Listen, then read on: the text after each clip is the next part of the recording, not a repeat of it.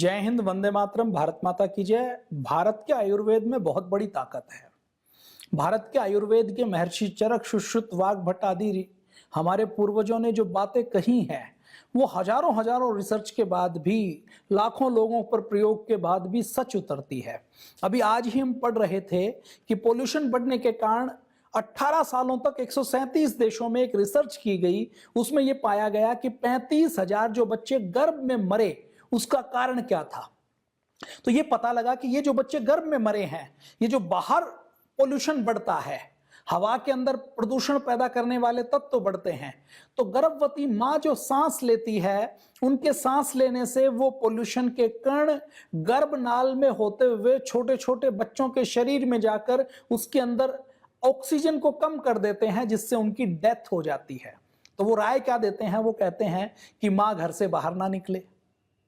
दूसरा, वो कहते हैं कि मास्क लगा के रखें। तीसरा, वो कहते हैं कि ऐसा कोई कानून बनाया जाए कि ये जो हमारे शहर हैं ये पोल्यूशन फ्री हो जाएं। अब ये तीनों काम हो नहीं सकते। ना तो 24 घंटे मास्क लगाया जा सकता, ना घर से बाहर निकलना बंद किया जा सकता, ना बाहर की हवा को घर में घुसने से बंद किया जा सकता, और ना ही ये संभव है कि पूरी दुनिया में सारी गाड़ियों को बंद कर दिया जाए, सारी फैक्ट्रियों को बंद कर दिया जाए, कोयले का प्रयोग, डीजल का प्रयोग, पेट्रोल का प्रयोग, कार्बन का एमिशन को रोक दिया जाए। ये संभव नहीं है। तो इस सारे काम में जो संभव है वो क्या है? संभव यही है कि व्यक्ति अपनी इम्यूनिटी को बढ़ाए। इम्यूनिटी को बढ़ाने के लिए हमारे पूर्वजों ने योग और आयुर्वेद दिया। मैं अगर आयुर्वेद की बात करूं तो आयुर्वेद इतना चमत्कारी है, इतना चमत्कारी है। मैं महर्षि चरक की बात करूं तो महर्षि चरक ने अपनी चरक संहिता में ऐसा फार्मूला दिया है। महर्षि चरक चरक संहिता में जब बात करते हैं तो बात करते हुए वो फार्मूला देते हैं कि अपने शरीर की इम्यूनिटी को कैसे बढ़ाएं, पोल्यूशन से कैसे बचें, अपने शरीर को मजबूत कैसे बना के रखें। तो चरक संहिता में महर्षि चरक चिकित्सा स्थान में ये लिखते हैं, वो कहते हैं कि एक ऐसा द्रव्य मैं आपको, ऐसी चीज मैं आपको बताने वाला हूं जिसको खाकर व्यक्ति जवान हो सकता है। आपने च्यवन ऋषि की कहानी सुनी होगी। महर्षि भृगु के एक वंशज थे च्यवन ऋषि। बूढ़े हो गए तो बूढ़े होने के बाद उनके मन में यह आया कि ये जो शरीर है, इसकी एक एक कोशिका मर चुकी है, अंग शिथिल हो चुके हैं, शरीर में जवानी और उत्साह नहीं रह गया। तो उन्होंने वैद्यों के राजा अश्विनी कुमारों से कहा कि मेरे लिए कोई दवाई आप बनाओ जिससे मैं यौवन की अवस्था को प्राप्त कर लूं, मैं दोबारा से यौवन के भोगों को भोगना चाहता हूं। तो अश्विनी कुमारों ने एक औषधि बनाई। इस आयुर्वेद की जो जानी मानी लगभग 50 औषधियों को लेकर, और उसमें जो सबसे अधिक मात्रा में आंवले को लेकर, जिसको विटामिन सी का सम्राट कहा जाता है, जिसको रिजुनेशन के लिए, बॉडी में यौवन की प्राप्ति के लिए बहुत महत्वपूर्ण कहा जाता है, उसको लेकर और दूसरी जड़ी बूटियों के साथ उन्होंने एक औषधि बनाई। उसका नाम कालांतर में उसका नाम पड़ा च्यवनप्राश, क्योंकि इसने महर्षि च्यवन ऋषि को जवान किया था। उनका जब बुढ़ापे में उनका मन हुआ कि मुझे गृहस्थ धर्म के, मुझे सांसारिक सुखों को भोगना है, मुझे काम को भोगना है, मुझे जवान अपनी धर्मपत्नियों के साथ सांसारिक व्यवहार करना है, तो उसको जवान बनाने का काम अश्विनी कुमारों ने जिस दवा को खिलाकर किया था उसको च्यवनप्राश के बारे में जाना जाता है। च्यवनप्राश के बारे में एक खास बात और है, च्यवनप्राश को इस दुनिया का सबसे पुराना ब्रांड बोला जाता है। आप ये जो ब्रांड सुनते हैं ना, कोलगेट, यूनिलीवर या नेस्ले या कोई और पुराना ब्रांड, लाइफ बॉय साबुन या उससे पुराना कोई ब्रांड की आप बात करें, किसी भी चीज के ब्रांड की बात करें, तो पूरी दुनिया का पहला ब्रांड है च्यवनप्राश, पहला फॉर्मुलेशन है च्यवनप्राश। च्यवनप्राश एक ऐसा ब्रांड है जो लाखों हजारों सालों से चला आ रहा है। 2,500-3 हजार सालों से तो महर्षि चरक संहिता की जो लिखी हुई प्रतियां हैं उनमें यह लिखा हुआ है, और उससे भी पहले सदियों से यह च्यवनप्राश चला रहा है। भारत का व्यक्ति इसको बनाता रहा है। तो इस च्यवनप्राश के बारे में महर्षि चरक क्या लिखते हैं? महर्षि च्यवनप्राश के बारे में बताते हैं कि बेल की छाल, गानियार की छाल, सोना पाठा की छाल, गंभार की छाल, पाठल की छाल, बरियार की छाल, सरीवन, पिठवन, बंगमून, वन उड़द, पीपर, गोखरू, वन भंटा, रेगनी मूल, काकड़ा सिंगी, भूमि आंवला, मुनक्का। भूमि आंवला लीवर के लिए बहुत रामबाण है। मुनक्का, जीवंती, पुष्कर मूल, अगर, हर्रे, गुड़ुच, रिद्धि, जीवक, श्रिभक, कचूर, नागरमोथा, गदहपूर्णा, मेदा, इलायची, लाल चंदन, नीलकमल, विदारी कंद, आरुस की दल, काकोली, कोआ ठोठी, और देसी घी, केसर, ऐसी जड़ी बूटियों का नाम वो बताते हैं। उसके बाद फिर ये कहते हैं कि ये चीज लेकर तो इनका क्वाथ बनाना है, क्वाथ बनाने के बाद फिर आंवले लेने हैं, फिर उसमें मधु मिलाना है, फिर उसमें वंशलोचन मिलाना है, फिर उसमें पीपल मिलानी है, दालचीनी मिलानी है, इलायची मिलानी है, तेज पत्ता मिलाना है, नागकेशर मिलाना है। ये सब मिलाने के बाद, प्रक्षेप करने के बाद ये च्यवनप्राश बनाया जाता है। च्यवनप्राश को बनाने का फॉर्मुलेशन हमारे पूर्वजों ने दिया। च्यवनप्राश के लाभ क्या है, इस च्यवनप्राश के लाभ की हम बात करें तो च्यवनप्राश के लाभ के बारे में, यह जो रसायन है, इसको रसायन कहा गया है। रसायन आयुर्वेद में किसको कहते हैं? ऐसी औषधि जो हमारे शरीर की सारी धातुओं को पुष्ट करके हमें बलवान बनाए, उसको रसायन कहा गया है। जो हमें दोबारा जवान कर दे, इसको रसायन कहा गया है। यह खांसी को तो तुरंत मिटाता है, श्वास के रोगों को दूर करता है, बलहीन, क्षीण, ऐसे रोगी जो बूढ़े हो चुके हैं, छोटे बच्चों में अंगों का संवर्धन करता है। अंगों का संवर्धन कब होगा? जब हमारे मसल्स ठीक होंगे, टिश्यूज ठीक होंगे, उसके नीचे सेल्स ठीक होंगे, उससे उसके अंदर हमारे जीन्स और हमारे डीएनए तक ठीक होंगे, तो हमारे अंग ठीक होंगे। तो वहां तक काम करके च्यवनप्राश उनको बलवान करवाने का, आगे बढ़ाने का काम करता है। स्वरक्षय, आवाज भंग हो चुकी है, उरो रोग, हृदय रोग, वात रोग, पिपाशा, मूत्र विकार, मूत्राशय और शुक्राशय के सारे रोगों को दूर करता है। जिनको यूरिनरी ट्रैक्ट में इंफेक्शन है, जिनको माताओं बहनों में या पुरुषों में, जो माताओं बहनों और पुरुषों के जो रोग हैं, उनके दोषों को दूर करता है। रोगी के इसकी मात्रा 12 से 20 ग्राम ये प्रतिदिन लेना चाहिए। रोगी के बलानुसार इसको प्रयोग करना चाहिए। यदि कोई बहुत कमजोर रोगी है तो थोड़ी मात्रा के साथ इसको बढ़ाना चाहिए, जिससे उसके भोजन की मात्रा में रुकावट ना पड़े। च्यवनप्राश के प्रयोग से जीर्ण शीर्ण, आगे महर्षि चरक कहते हैं। देखिए, महर्षि चरक ने जो लिख दिया, आप उसको 100% प्रमाणिक मान लीजिए। पैबमेड में अमेरिका के किसी हॉस्पिटल की रिसर्च रिपोर्ट झूठी हो सकती है, फर्जी हो सकती है, प्रभावित हो सकती है, गलत हो सकती है, लेकिन चरक ने जो लिखा वो गलत नहीं हो सकता। वो कहते हैं जीर्ण शीर्ण जिनकी काया है, शरीर जीर्ण शीर्ण हो चुका, टूटा फूटा, अत्यंत वृद्ध च्यवन ऋषि जैसे युवा संपन्न हो गए थे, इसका सेवन करने से धारणा शक्ति, स्मरण शक्ति, कांति, अब कांति कैसे बढ़ेगी? शरीर के अंदर सारी धातुएं पुष्ट होंगी, इम्यूनिटी बढ़ेगी, हमारा ओज बढ़ेगा तो कांति बढ़ेगी। कांति, आरोग्य, दीर्घायु, इंद्रियों में बल, स्त्रियों को संतुष्ट करने की क्षमता, जठराग्नि की तीव्रता, शरीर के वर्ण का निखार, चेहरे के ऊपर आपको नेचुरल ब्यूटी चाहिए, आपका नेचुरल कलर चाहिए, आपकी स्किन ग्लो करे, तो वो कोई फेयर एंड लवली से या विदेशी प्रोडक्ट से नहीं हो सकती, किसी जॉनसन एंड जॉनसन के बेबी पाउडर से नहीं हो सकती। वो हम लेंगे तो हमारा शरीर खराब और हो जाएगा, बल्कि उससे कैंसर हो सकता है। जॉनसन एंड जॉनसन के बेबी पाउडर के ऊपर मुकदमा चला। हमारे शरीर के रंग में नेचुरल हमें निखार चाहिए तो च्यवनप्राश करेगा। वायु का अनुमोलन होता है।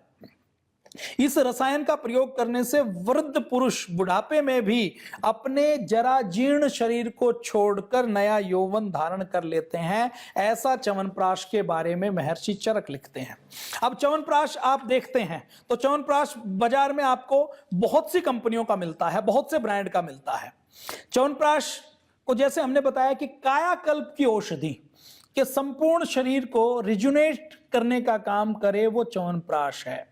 हमारी बढ़ती हुई उम्र को रोकने के लिए एंटी एजिंग का काम च्यवनप्राश करता है। क्यों करता है? क्योंकि इसके अंदर जो एंटीऑक्सीडेंट है वो भरपूर मात्रा में है। आंवले का जो विटामिन सी है वो भरपूर मात्रा में है। हमारे शरीर के अंदर जो फ्री रेडिकल्स बनते हैं, उन फ्री रेडिकल्स को किल करके वो एंटीऑक्सीडेंट हमारे सेल्स को टूटने से बचाते हैं, उनकी लाइफ को लॉन्ग कर देते हैं। हमारा शरीर ज्यादा देर तक जवान बना रहता है। आंवले का प्रयोग करने से बढ़ती उम्र की जो झाइयां पड़ती हैं, जो झुर्रियां पड़ती हैं, वो इससे कम होती हैं। खूबसूरती और जवानी के लिए जो बोटेक्स के इंजेक्शन लगाते हैं, जो और चीजें करते हैं, वो तो पता नहीं काम करते हैं नहीं करते हैं, उनसे कौन कौन सी बीमारियां होती हैं। लेकिन ये आंवला ऐसा है जो पिछले कई हजार सालों से निरंतर प्रयोग किया जा रहा है, जिसका कोई साइड इफेक्ट नहीं है। च्यवनप्राश हार्ट के लिए बहुत अच्छा है। इसके अंदर जो जड़ी बूटियां डाली जाती है, वो जड़ी बूटियां हमारे ब्लड के सर्कुलेशन को ठीक करने का काम करते हैं, शरीर के अंदर से गंदगी निकालते हैं। जितने भी शरीर के अंदर टॉक्सिन्स हैं, जो हमारे पसीने से, मल से, मूत्र से नहीं निकल पाते हैं, उन टॉक्सिन्स को निकालने का काम करते हैं। ये च्यवनप्राश हमारे मस्तिष्क के लिए बहुत उपयोगी है। जिनको नींद नहीं आती, स्मरण शक्ति कम है, पागलपन है, डिप्रेशन में रहते हैं, एंजाइटी में रहते हैं, उसको ठीक करता है। जिनको बैठकर काम करना पड़ता है, ऑफिस में कंप्यूटर के ऊपर काम करना पड़ता है, वर्क फ्रॉम होम करना पड़ता है, उनके लिए यह आंवला बहुत उपयोगी है। पाचन तंत्र के लिए आंवला बहुत उपयोगी है। हमारी आंतों को, हमारे लीवर को शक्ति प्रदान करने का काम करता है, उनका पोषण करता है। कब्ज में भी यह उपयोगी है। यह आंवला, एक रिसर्च की गई, रिसर्च में यह पाया गया कि यह आंवला पेट के कैंसर के खतरे को भी कम करता है। आंवला हमारी स्किन को चमकदार बनाता है। जैसा महर्षि चरक ने कहा ना कि हमारी त्वचा के रंग को कांतिवान बनाना हो तो आंवला उसमें काम करता है। आंवला त्रिदोष को संतुलित करने का काम करता है। शरीर के अंदर तीनों दोषों को संतुलित करता है। विशेष प्रभाव पित्त दोष पर होता है। पित्त दोष को ठीक करने के लिए आंवला बहुत लाभकारी है।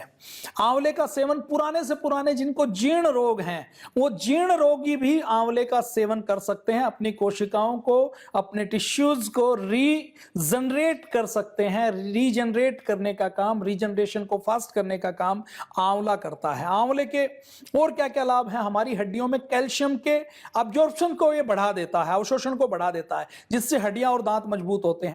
च्यवनप्राश में प्रोटीन की मात्रा वैसे तो कम होती है, लेकिन इनके अंदर जो जड़ी बूटियां हैं वो प्रोटीन के संश्लेषण को बढ़ा देती हैं, जिससे जो प्रोटीन हम खाते हैं वो हमारे शरीर में ठीक से लगता है और हमारी मांसपेशियों का लचीलापन इससे बढ़ता है। प्रजनन क्षमता को यह सुधार करता है। माताओं में मासिक धर्म को नियमित करने का काम यह च्यवनप्राश करता है। गर्भवती महिलाओं में जिनका एचबी कम हो जाता है, एचबी बढ़ाने का काम यह च्यवनप्राश करता है। पोषक तत्वों की जरूरत को पूरा करने का काम करता है। च्यवनप्राश में ऐसे गुण होते हैं जो खून को बढ़ाते हैं। हमारे यहां जो हमारी बॉडी के अंदर ब्लड बनता है, उस ब्लड बनने की प्रक्रिया को बूस्ट करने का काम च्यवनप्राश करते हैं। आप गूगल स्कॉलर पर जब जाते हैं तो च्यवनप्राश के ऊपर रिसर्च के आपको सैकड़ों पेपर मिलते हैं। अलग अलग हिस्से में किस प्रकार से च्यवनप्राश फायदा करता है वो ये बताते हैं। च्यवनप्राश की मैं यदि और आगे बात करूं तो च्यवनप्राश हमारे खून को साफ करता है। जिनको कोई घाव लगा है, उस घाव को भरने की प्रक्रिया को भी च्यवनप्राश बढ़ाता है। च्यवनप्राश की मैं और बात करूं तो इसकी जो मात्रा है, आप जैसा महर्षि चरक ने बताया है, आप 12 से 20 ग्राम की मात्रा च्यवनप्राश की मात्रा ले सकते हैं। सामान्य तौर पर कहा जाए तो 1 से 2 चम्मच आप च्यवनप्राश खा सकते हैं, दूध के साथ खा सकते हैं, गुनगुने पानी के साथ आप ये ले सकते हैं। जिनको कोई गंभीर बीमारी है, माताओं बहनों को या किसी और को, तो वो अपने किसी चिकित्सक की सलाह से ये आप सारे चीजों का प्रयोग करें। ये हमें बोलना इसलिए पड़ता है क्योंकि कानूनन बाध्यता है। कोई व्यक्ति ये कह सकता है जी आपने उपचार कैसे बताया। वैसे जितनी बातें हमने यहां पर कही हैं उन सब के रिसर्च पेपर हैं, रिसर्च हुई है उनके ऊपर, और वो सारे गुण च्यवनप्राश के उपलब्ध हैं। च्यवनप्राश के और क्या क्या गुण हैं, मैं यदि च्यवनप्राश के और गुणों की बात करूं, अभी कोरोना काल में जयपुर के आयुर्वेद हॉस्पिटल में भी एक रिसर्च की गई। ये पाया गया जिनको कोविड हुआ है या होने का खतरा है, उसमें च्यवनप्राश क्या लाभ करता है। तो जिनको ये महामारी हुई, विडंबना क्या है कि हम इसका नाम भी नहीं बोल सकते। नाम बोलें तो सोशल मीडिया पर जैसे ही जाता है और आयुर्वेद का और इम्यूनिटी का या बीमारी के इलाज की बात आती है तो फेसबुक से लेकर सोशल मीडिया, यूट्यूब भी उसको ब्लॉक करने का काम करता है। तो उस बीमारी में जो पिछले दिनों फैली, उसमें भी ये च्यवनप्राश बहुत प्रभावी रूप से काम करता है, इम्यूनिटी को बूस्ट करने का काम करता है। इस च्यवनप्राश के अंदर जो आंवला है, आंवला विटामिन सी का सरताज है, विटामिन सी का सम्राट है। आंवले के बारे में आप जानते हैं कि पूरी दुनिया में जिस किसी चीज में आंवला है उसमें सबसे ज्यादा विटामिन सी में माना जाता है। जो फलों की हम बात करें तो वो आंवला, जिसके खुद बहुत गुण हैं, उसके साथ साथ विदारीकन, चंदन, वसाका, आकरकरा, शतावर, ब्रह्मी मस्तिष्क को मजबूत करने का काम करती है। बिल्व, छोटी हर्ड, कमल केसर, जटामासी, गोखरू, बेल, कचूर, नागरमोथा, लौंग, पुष्कर मूल, काकड़ा सिंगी, दशमूल, जीवंती, पुनर्नवा, अंजीर, अश्वगंधा, गिलोय, तुलसी पत्ते, मीठा नीम, सौंठ, मुनक्का, मुलेठी, तेजपत्र, दालचीनी, पीपली, वंशलोचन, नागकेसर, ये सारी चीजें जो काली मिर्च से लेकर, इलायची से लेकर, लौंग से लेकर, पीपल से लेकर, ये सारी चीजें जो डाली जाती हैं, इसमें एक एक जड़ी बूटी के अंदर सैकड़ों से लेकर हजारों प्रकार के फाइटोकेमिकल्स हैं। वो जो फाइटोकेमिकल्स, वो जो फाइटो कंपाउंड हैं, उन सब के जो गुण धर्म और प्रभाव हैं वो अलग से लिखे हुए हैं। अलग से उनके ऊपर एक एक के ऊपर एक एक वीडियो बन सकता है, एक एक के ऊपर आधे आधे घंटे, एक एक घंटे का लेक्चर हो सकता है। तो इन सारी चीजों को लेकर, इन सारी चीजों के निचोड़ के रूप में हमारे पूर्वजों ने एक ऐसा योग बनाया है, ऐसा एक नुस्खा बनाया है जिसकी बराबरी पूरी दुनिया में किसी और हेल्थ टॉनिक से, किसी और मल्टीविटामिन से हो नहीं सकती। ये जितने हेल्थ टॉनिक आज बाजार में बिक रहे हैं, कुछ वर्षों के बाद पता लगता है कि इस हेल्थ टॉनिक के अंदर तो किसी जानवर की खाल थी, किसी जानवर की आंत थी, किसी जानवर का नाखून था, किसी जानवर के लीवर का खून था, लीवर का तेल था, कोई और मांसाहार था। तो ये सारा उसमें बताया जाता है, ये बाद में पता लगता है। कई बार ये पता लगता है कि ये जो विटामिन हम ले रहे थे, ये जो चीजें हम ले रहे थे, इसका तो ये हानिकारक प्रभाव था, ये तो इस प्रकार से आर्टिफिशियल था। लेकिन ये हमारा जो च्यवनप्राश है, ये 100% नेचुरल जो जड़ी बूटियों से बना हुआ योग है, ये किसी एक कंपनी का या किसी एक व्यक्ति का नहीं है। हजारों सालों से हमारे पूर्वज इसको प्रयोग करते रहे हैं और पूरी तरह से स्वस्थ रहे हैं। कभी वो बीमार नहीं पड़े, कभी उनको कोई रोग नहीं हुआ।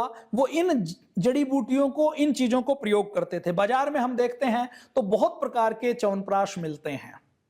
अभी क्योंकि पहले च्यवनप्राश जो बनाया जाता था, लोग घर में बनाना जानते थे।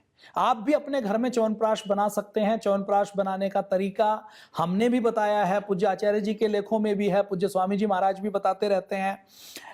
महर्षि चरक ने भी च्यवनप्राश बनाने का तरीका बताया है। वो चरक संहिता का हम पेज भारत स्वाभिमान की वेबसाइट के ऊपर डाल देंगे, फेसबुक पेज के ऊपर डाल देंगे। तो आप सबसे अच्छा तो है कि आप घर पे बनाएं। लेकिन जो कॉमर्शियल कंपनियां हैं, विदेशी कंपनी है आज, वो भी च्यवनप्राश बना रही हैं।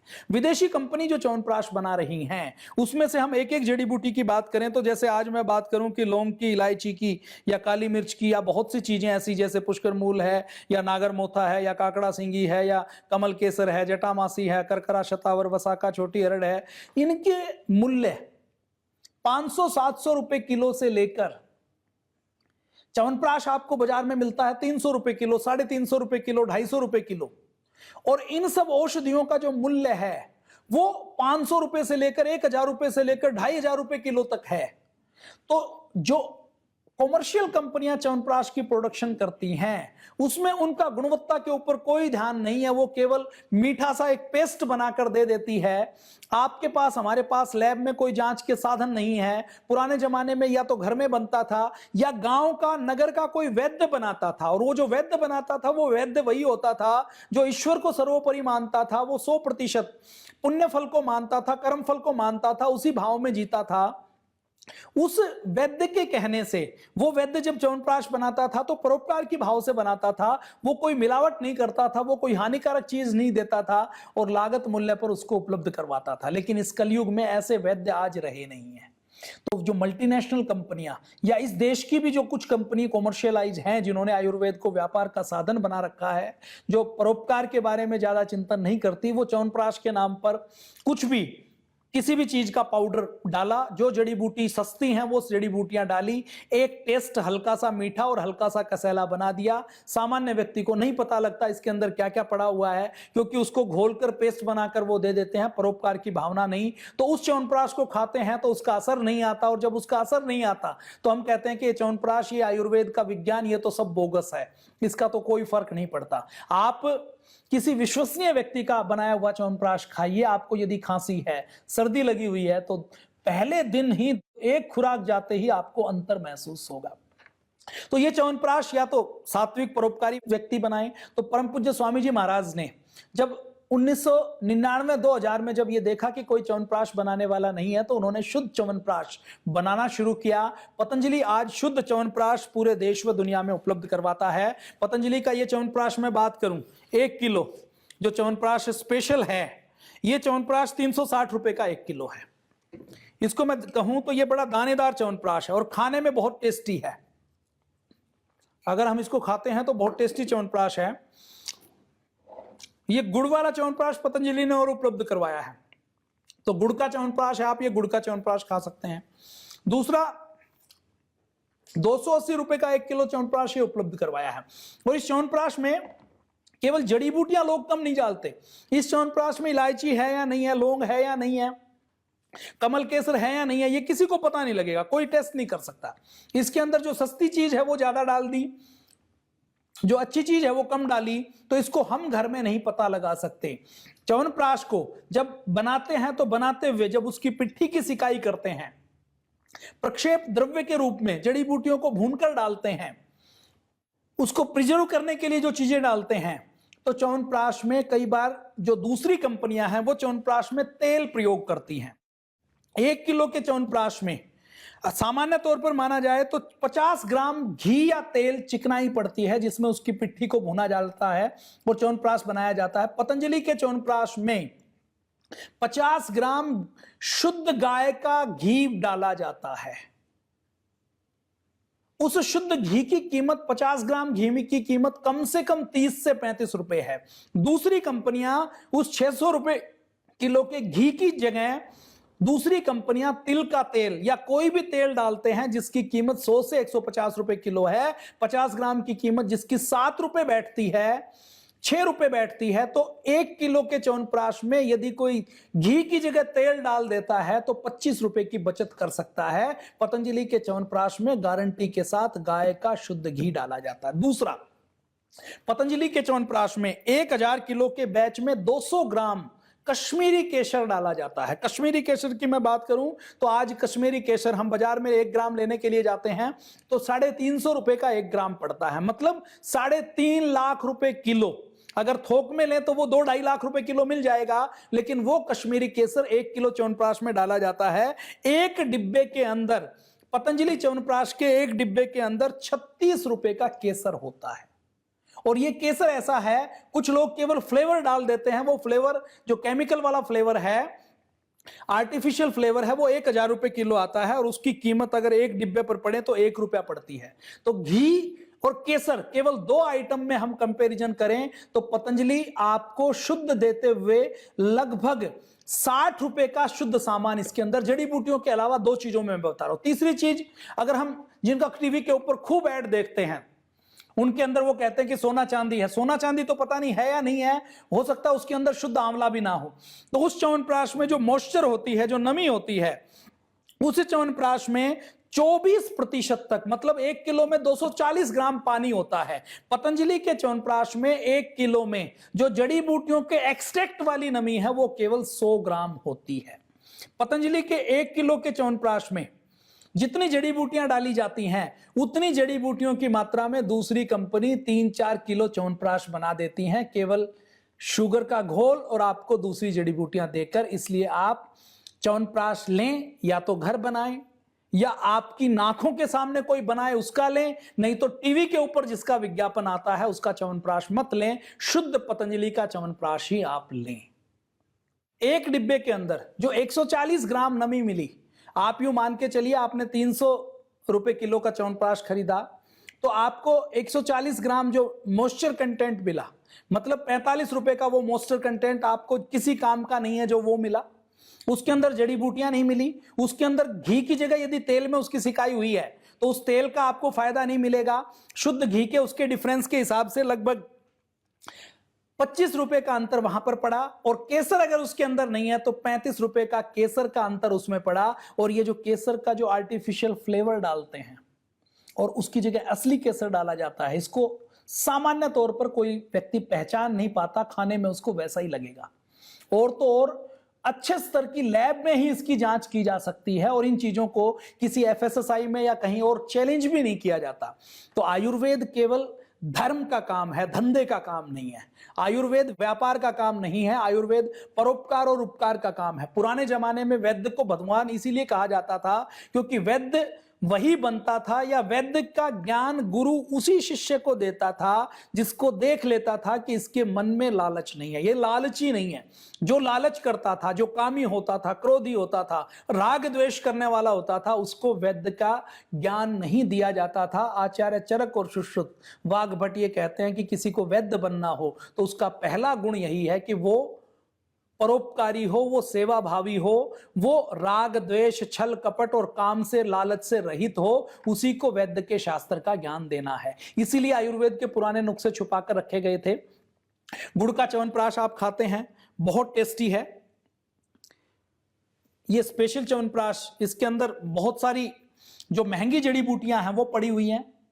कुछ जड़ी बूटियां ऐसी हैं जो 2-2.5 हजार रुपए किलो की है। जो व्यक्ति कॉमर्शियल है, जो शाहरुख खान को ऐड देकर 100 करोड़ रुपए उसको देता है, 50 से 100 करोड़ रुपए, और हर तीसरे मिनट जिसकी एंटरटेनमेंट के चैनल के ऊपर ऐड आती है, वो आपको च्यवनप्राश में महंगी जड़ी बूटी नहीं देने वाला। उसका जो पैसा है, उसने 10 करोड़ 1 करोड़ डिब्बे भी बेचे तो 100 करोड़ तो वो एडवर्टाइजमेंट के ऊपर खर्च कर चुका। मतलब आपके हर डिब्बे के ऊपर वो 100 रुपए तो टीवी चैनल वालों को दे चुका। तो आपको इस डिब्बे में क्या मिलेगा? आपको इस डिब्बे में केवल वो चीज मिलेगी, केवल आपको मिठास और कसैला रस मिलेगा, जिसको आप शकरकंदी का पाउडर कह सकते हैं, जिसको आप आलू का पाउडर कह सकते हैं। उससे कोई स्वास्थ्य मिलने वाला नहीं है, आयुर्वेद आगे बढ़ने वाला नहीं है। आपको यदि खाना है तो ये शुद्ध च्यवनप्राश खाइए। मैंने अपनी लैब वाले भाई से पूछा कि अगर हम इसमें देसी गाय के घी की जगह हम तेल डाल दें तो? उसने कहा जी डाल तो सकते हैं, किसी को पता नहीं लगेगा। फिर मैंने उससे पूछा कि आपने कभी सोचा नहीं कि आप केसर की जगह केसर थोड़ा कम कर दें, 1 किलो 1000 केजी में 200 ग्राम की जगह 100 ग्राम डाल दें तो? उसने कहा किसी को पता नहीं लगेगा। फ्लेवर डाल दें तो भी किसी को पता नहीं लगेगा। फिर उसने कहा कि एक बार कॉस्टिंग कम करने के लिए हमने कहा कि हम एक च्यवनप्राश के डब्बे के ऊपर हम 70 रुपए की संस्था की बचत कर सकते हैं। वो पूज्य स्वामी जी महाराज के पास गए और उन्होंने बताया कि स्वामी जी ऐसे ऐसे हम ये केसर की मात्रा कम कर दें, घी तेल की मात्रा को थोड़ा सा कम कर दें, ज्यादा कर दें तो इतनी बचत हमारी हो सकती है। तो पूज्य स्वामी जी ने कहा कि जहां गुणवत्ता की बात है, आयुर्वेद के सामान में गुणवत्ता से 1% भी समझौता करने की आवश्यकता नहीं है। ऐसा पूज्य स्वामी जी महाराज का संकेत है कि कितना भी महंगा मिले, जितना तय किया है उतना केसर डालना है। च्यवनप्राश अगर बनना है तो च्यवनप्राश शुद्ध गाय के घी में ही बनेगा, हमें किसी हल्की क्वालिटी के तेल में नहीं बनाना। दूसरी कंपनियां चाहे च्यवनप्राश के एक डिब्बे में 240 ग्राम मॉइस्चर या नमी देते हो, हमें तो च्यवनप्राश के डिब्बे में उनको दुर्लभ जड़ी बूटियां देनी है जो आयुर्वेद को बचा सकें, आगे बढ़ा सकें। तो आप इसको आगे बढ़ा दीजिए। आप च्यवनप्राश के बारे में बताइए और अच्छी क्वालिटी का च्यवनप्राश खाइए। आपके घर में यदि आंवले का पेड़ नहीं है तो आंवले का पेड़ लगाइए। अपने अड़ोस पड़ोस में यदि आंवले का पेड़ लगा हुआ है तो आंवला रोज खाइए। आंवला नहीं है तो आंवले का सूखा आंवला लेकर आइए, आंवले का पाउडर लेकर आइए, ये बहुत उपयोगी है। तो आज के लिए इतना ही। जय हिंद, वंदे मातरम, भारत माता की जय।